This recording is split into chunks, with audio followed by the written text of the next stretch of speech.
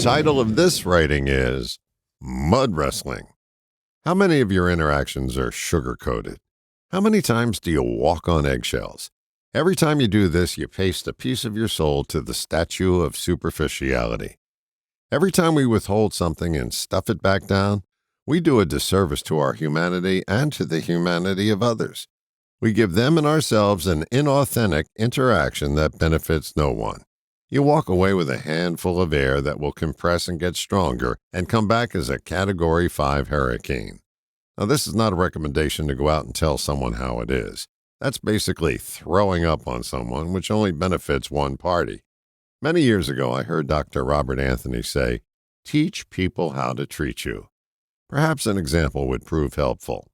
Suppose you're a woman who doesn't like to be touched, especially by people that you don't know that well.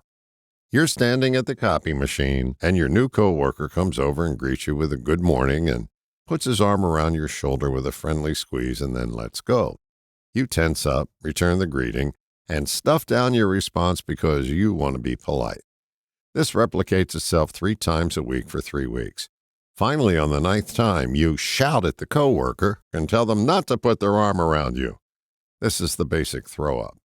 What would have happened if you, on the 1st or 2nd occurrence, said to the coworker, "Hey, Bill, I'm sure that's a very natural thing for you to do, to put your arm around someone, and I request that you don't do it with me because it makes me feel uncomfortable." You've done 3 things. 1, you've had an authentic interaction. 2, you send the hurricane out to sea. 3, you've taught someone how to treat you.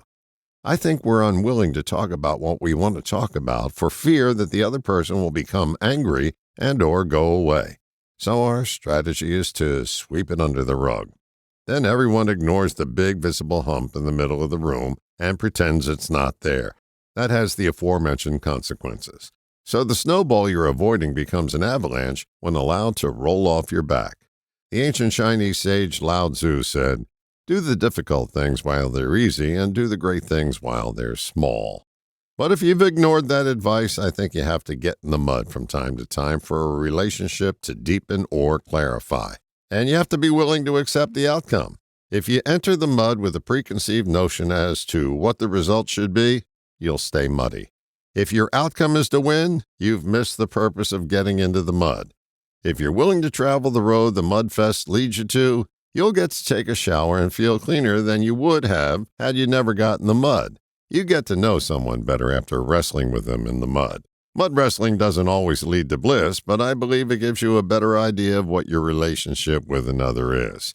This is not a prescription for a knockdown, drag-out confrontation. They never work, because the objective there is to beat the other person into submission. This is just a heads up that you may have to first get dirty, translate that to uncomfortable, in order to clean things up. If you continue to avoid that discomfort, plan on boarding up the beach house because a big storm is coming. All the best, John.